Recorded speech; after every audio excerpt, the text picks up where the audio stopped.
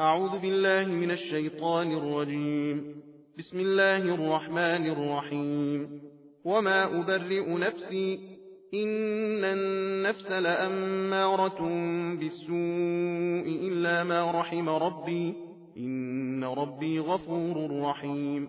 وقال الملك ائتوني به أستخلصه لنفسي فلما كلمه قال إنك اليوم لدينا مكين أمين. قال اجعلني على خزائن الأرض إني حفيظ عليم. وكذلك مكنا ليوسف في الأرض يتبوأ منها حيث يشاء نصيب برحمتنا من نشاء ولا نضيع أجر المحسنين ولأجر الآخرة خير للذين آمنوا وكانوا يتقون. وجاء إخوة يوسف فدخلوا عليه فعرفهم وهم له منكرون. ولما جهزهم بجهازهم قال ائتوني بأخ لكم من أبيكم ألا ترون أني أوفي الكيل وأنا خير المنزلين فإن لم تأتوني به فلا كيل لكم عندي ولا تقربون. قالوا سنراود عنه أباه وإنا لفاعلون.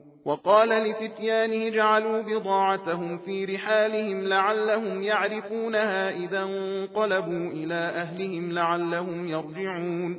فلما رجعوا إلى أبيهم قالوا يا أبانا منع منا الكيل فأرسل معنا أخانا نكتل وإنا له لحافظون. قال هل آمنكم عليه إلا كما أمنتكم على أخيه من قبل فالله خير حافظا وهو أرحم الراحمين. ولما فتحوا متاعهم وجدوا بضاعتهم ردت إليهم قالوا يا أبانا ما نبغي هذه بضاعتنا ردت إلينا ونمير أهلنا ونحفظ أخانا ونزداد كيل بعير ذلك كيل يسير. قال لن أرسله معكم حتى تؤتون موثقا من الله لتأتونني به إلا أن يحاط بكم فلما آتوه موثقهم قال الله على ما نقول وكيل. وقال يا بني لا تدخلوا من باب واحد وادخلوا من أبواب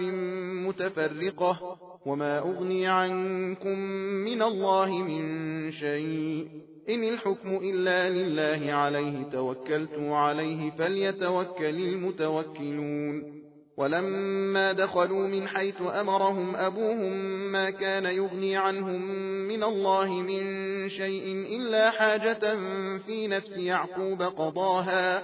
وإنه لذو علم لما علمناه ولكن أكثر الناس لا يعلمون. ولما دخلوا على يوسف آوى إليه أخاه قال إني أنا أخوك فلا تبتئس بما كانوا يعملون. فلما جهزهم بجهازهم جعل السقاية في رحل أخيه ثم أذن مؤذن أيتها العير إنكم لسارقون. قالوا وأقبلوا عليهم ماذا تفقدون قالوا نفقد صواع الملك ولمن جاء به حمل بعير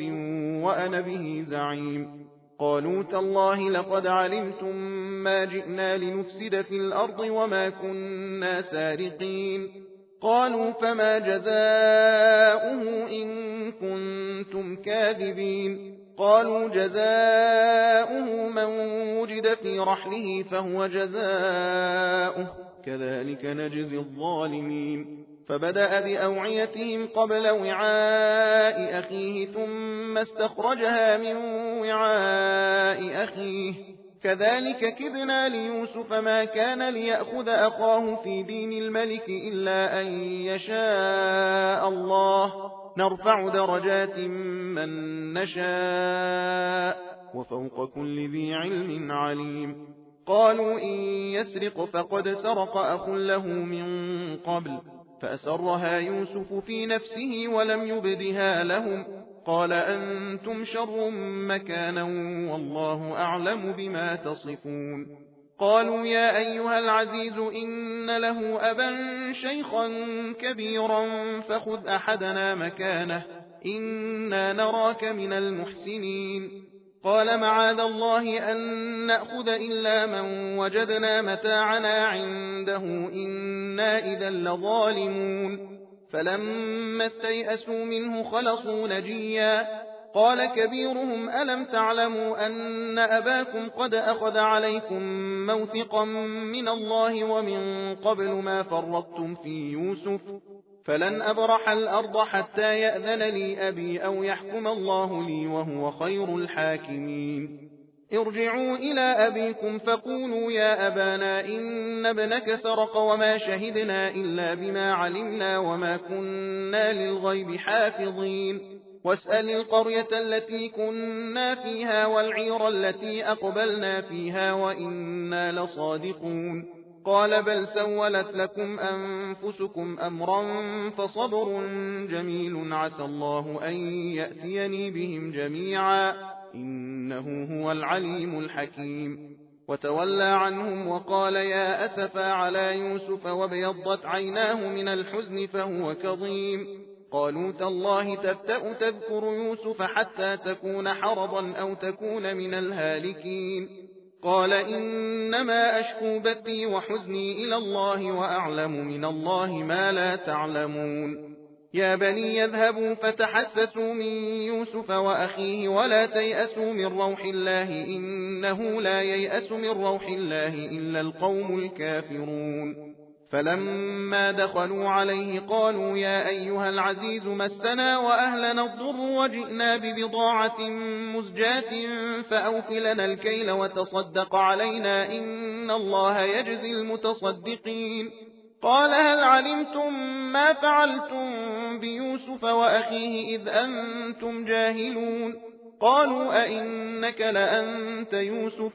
قال أنا يوسف وهذا أخي قد من الله علينا إنه من يتق ويصبر فإن الله لا يضيع أجر المحسنين قالوا تالله لقد آثرك الله علينا وإن كنا لخاطئين قال لا تثريب عليكم اليوم يغفر الله لكم وهو أرحم الراحمين اذهبوا بقميصي هذا فألقوه على وجه أبي يأت بصيرا وأتوني بأهلكم أجمعين ولما فصلت العير قال أبوهم إني لأجد ريح يوسف لولا أن تفندون قالوا تالله إنك لفي ضلالك القديم فلما أن جاء البشير ألقاه على وجهه فارتد بصيرا قال ألم أقل لكم إني أعلم من الله ما لا تعلمون قالوا يا أبانا استغفر لنا ذنوبنا إنا كنا خاطئين قال سوف أستغفر لكم ربي إنه هو الغفور الرحيم فلما دخلوا على يوسف آوى إليه أبويه وقال ادخلوا مصر إن شاء الله آمنين ورفع أبويه على العرش وخروا له سجدا وقال يا أبت هذا تأويل رؤياي من قبل قد جعلها ربي حقا وقد أحسن بي إذ أخرجني من السجن وجاء بكم من البدو من بعد أن نزغ الشيطان بيني وبين إخوتي إن ربي لطيف لما يشاء إنه هو العليم الحكيم رب قد آتيتني من الملك وعلمتني من تأويل الأحاديث فاطر السماوات والأرض أنت ولي في الدنيا والآخرة توفني مسلما وألحقني بالصالحين ذلك من أنباء الغيب نوحيه إليك وما كنت لديهم إذ أجمعوا أمرهم وهم يمكرون وما أكثر الناس ولو حرصت بمؤمنين وما تسألهم عليه من أجر إن هو إلا ذكر للعالمين وكأي من آية في السماوات والأرض يمرون عليها وهم عنها معرضون وما يؤمن أكثرهم بالله إلا وهم مشركون أفأمنوا أن تأتيهم غاشية من عذاب الله أو تأتيهم الساعة بغتة وهم لا يشعرون قل هذه سبيلي أدعو إلى الله على بصيرة أنا ومن اتبعني وسبحان الله وما أنا من المشركين وما أرسلنا من قبلك إلا رجالا نوحي إليهم من أهل القرى أفلم يسيروا في الأرض فينظروا كيف كان عاقبة الذين من قبلهم ولدار الآخرة خير للذين اتقوا أفلا تعقلون حتى إذا استيأس الرسل وظنوا أنهم قد كذبوا جاءهم نصرنا فنجي من نشاء ولا يرد بأسنا عن القوم المجرمين لقد كان في قصصهم عبرة لأولي الألباب ما كان حديثا يفترى ولكن تصديق الذي بين يديه وتفصيل كل شيء وهدى ورحمة لقوم يؤمنون بسم الله الرحمن الرحيم ألف لام ميم را تلك آيات الكتاب والذي أنزل إليك من ربك الحق ولكن أكثر الناس لا يؤمنون الله الذي رفع السماوات بغير عمد ترونها ثم استوى على العرش وسخر الشمس والقمر كل يجري لأجل مسمى يدبر الأمر يفصل الآيات لعلكم بلقاء ربكم توقنون وهو الذي مد الأرض وجعل فيها رواسي وأنهارا ومن كل الثمرات جعل فيها زوجين اثنين يغشي الليل النهار إن في ذلك لآيات لقوم يتفكرون وفي الأرض قطع متجاورات وجنات من أعناب وزرع ونخيل صنوان وغير صنوان يسقى بماء واحد ونفضل بعضها على بعض في الأكل إن في ذلك لآيات لقوم يعقلون وإن تعجب فعجب قولهم أئذا كنا ترابا أئنا لفي خلق جديد أولئك الذين كفروا بربهم وأولئك الأغلال في أعناقهم وأولئك أصحاب النار هم فيها خالدون ويستعجلونك بالسيئة قبل الحسنة وقد خلت من قبلهم المثلات وإن ربك لذو مغفرة للناس على ظلمهم وإن ربك لشديد العقاب ويقول الذين كفروا لولا أنزل عليه آية من ربه إنما أنت منذر ولكل قوم هاد الله يعلم ما تحمل كل أنثى وما تغيض الأرحام وما تزداد وكل شيء عنده بمقدار عالم الغيب والشهادة الكبير المتعال سواء منكم من أسر القول ومن جهر به ومن هو مستخف بالليل وسارب بالنهار له معقبات من بين يديه ومن خلفه يحفظونه من أمر الله إن الله لا يغير ما بقوم حتى يغيروا ما بأنفسهم وإذا أراد الله بقوم سوءا فلا مرد له وما لهم من دونه من وال هو الذي يريكم البرق خوفا وطمعا وينشئ السحاب الثقال ويسبح الرعد بحمده والملائكة من خيفته ويرسل الصواعق فيصيب بها من يشاء وهم يجادلون في الله وهو شديد المحال له دعوة الحق والذين يدعون من دونه لا يستجيبون لهم بشيء إلا كباسط كفيه إلى الماء ليبلغ فاه وما هو ببالغه وما دعاء الكافرين إلا في ضلال ولله يسجد من في السماوات والأرض طوعا وكرها وظلالهم بالغدو والآصال قل من رب السماوات والأرض قل الله قل أفاتخذتم من دونه أولياء لا يملكون لأنفسهم نفعا ولا ضرا قل هل يستوي الأعمى والبصير أم هل تستوي الظلمات والنور أم جعلوا لله شركاء خلقوا كخلقه فتشابه الخلق عليهم قل الله خالق كل شيء وهو الواحد القهار أنزل من السماء ماء فسالت أودية بقدرها فاحتمل السيل زبدا رابيا ومما يوقدون عليه في النار ابتغاء حلية أو متاع زبد مثله كذلك يضرب الله الحق والباطل فأما الزبد فيذهب جفاء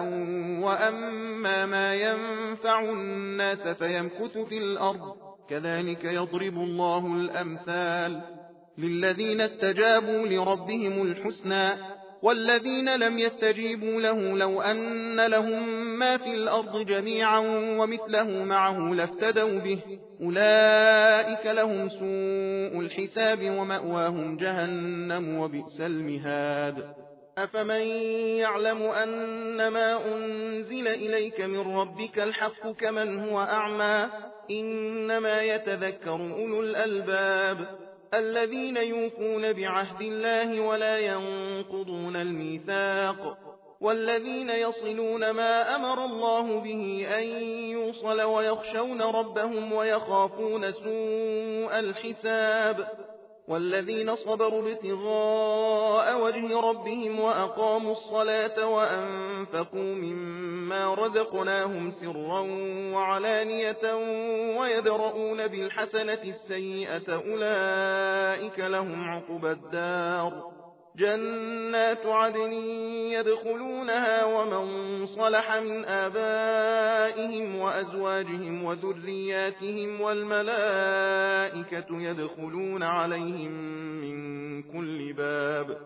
سلام عليكم بما صبرتم فنعم عقبى الدار والذين ينقضون عهد الله من بعد ميثاقه ويقطعون ما أمر الله به أن يوصل ويفسدون في الأرض أولئك لهم اللعنة ولهم سوء الدار الله يبسط الرزق لمن يشاء ويقدر وفرحوا بالحياة الدنيا وما الحياة الدنيا في الآخرة إلا متاع ويقول الذين كفروا لولا أنزل عليه آية من ربه قل إن الله يضل من يشاء ويهدي إليه من أناب الذين آمنوا وتطمئن قلوبهم بذكر الله ألا بذكر الله تطمئن القلوب الذين آمنوا وعملوا الصالحات طوبى لهم وحسن مآب كذلك أرسلناك في أمة قد خلت من قبلها لتتلو عليهم الذي أوحينا إليك وهم يكفرون بالرحمن قل هو ربي لا إله إلا هو عليه توكلت وإليه متاب ولو أن قرآنا سيرت به الجبال أو قطعت به الأرض أو كلم به الموتى بل لله الأمر جميعا أفلم ييأس الذين آمنوا أن لو يشاء الله لهدى الناس جميعا ولا يزال الذين كفروا تصيبهم بما صنعوا قارعة أو تحل قريبا من دارهم حتى يأتي وعد الله إن الله لا يخلف الميعاد ولقد استهزئ برسل من قبلك فأمليت للذين كفروا ثم أخذتهم فكيف كان عقاب أفمن هو قائم على كل نفس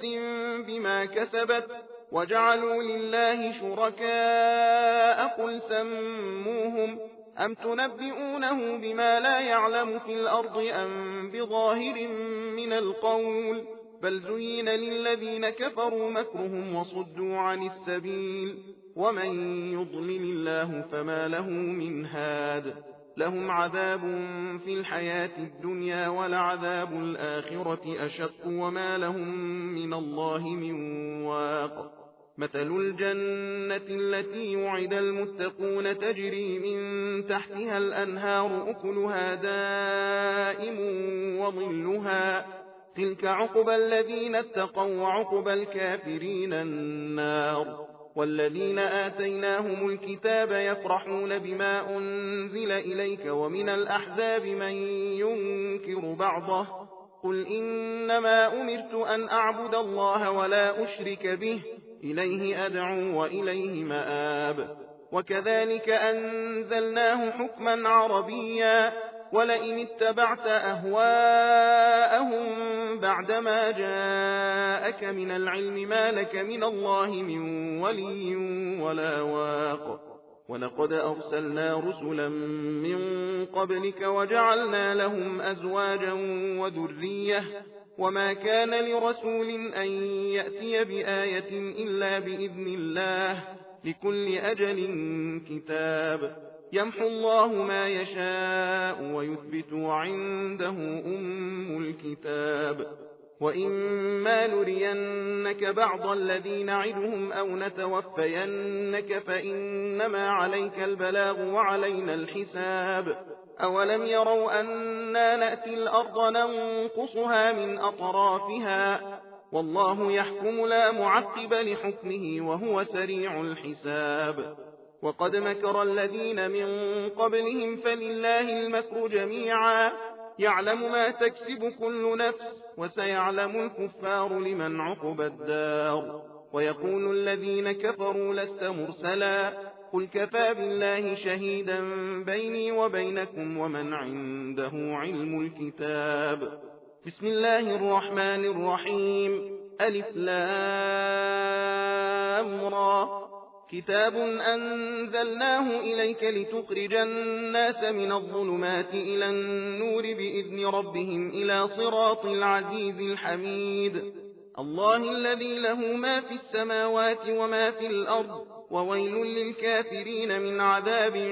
شديد الذين يستحبون الحياة الدنيا على الآخرة ويصدون عن سبيل الله ويبغونها عوجا أولئك في ضلال بعيد وما أرسلنا من رسول إلا بلسان قومه ليبين لهم فيضل الله من يشاء ويهدي من يشاء وهو العزيز الحكيم ولقد أرسلنا موسى بآياتنا أن أخرج قومك من الظلمات إلى النور وذكرهم بأيام الله إن في ذلك لآيات لكل صبار شكور وإذ قال موسى لقومه اذكروا نعمة الله عليكم إذ أنجاكم من آل فرعون يسومونكم سوء العذاب ويذبحون أبناءكم ويستحيون نساءكم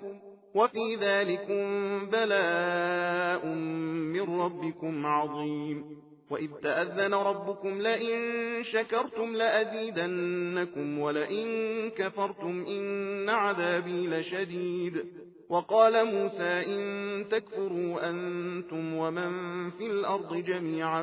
فإن الله لغني حميد ألم يأتكم نبأ الذين من قبلكم قوم نوح وعاد وثمود والذين من بعدهم لا يعلمهم إلا الله جاءتهم رسلهم بالبينات فردوا أيديهم في أفواههم وقالوا إنا كفرنا بما أرسلتم به وإنا لفي شك مما تدعوننا إليه مريب قالت رسلهم أفي الله شك فاطر السماوات والأرض يدعوكم ليغفر لكم من ذنوبكم ويؤخركم إلى أجل مسمى قالوا إن أنتم إلا بشر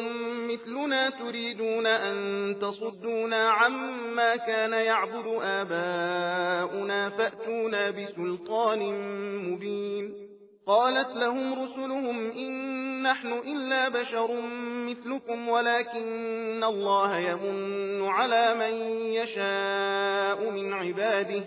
وما كان لنا أن نأتيكم بسلطان إلا بإذن الله وعلى الله فليتوكل المؤمنون وما لنا ألا نتوكل على الله وقد هدانا سبلنا ولنصبرن على ما آذيتمونا وعلى الله فليتوكل المتوكلون. وقال الذين كفروا لرسلهم لنخرجنكم من أرضنا أو لتعودن في ملتنا فأوحى إليهم ربهم لنهلكن الظالمين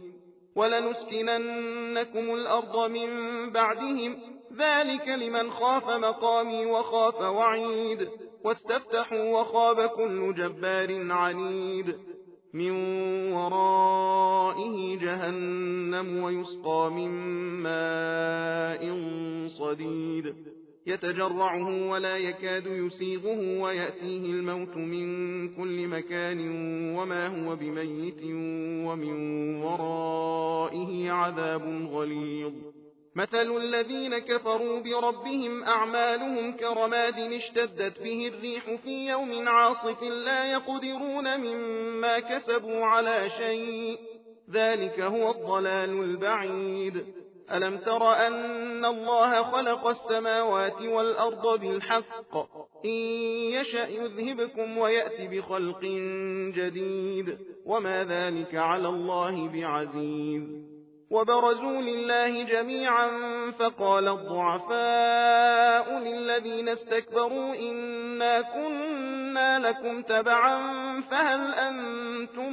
مغنون عنا من عذاب الله من شيء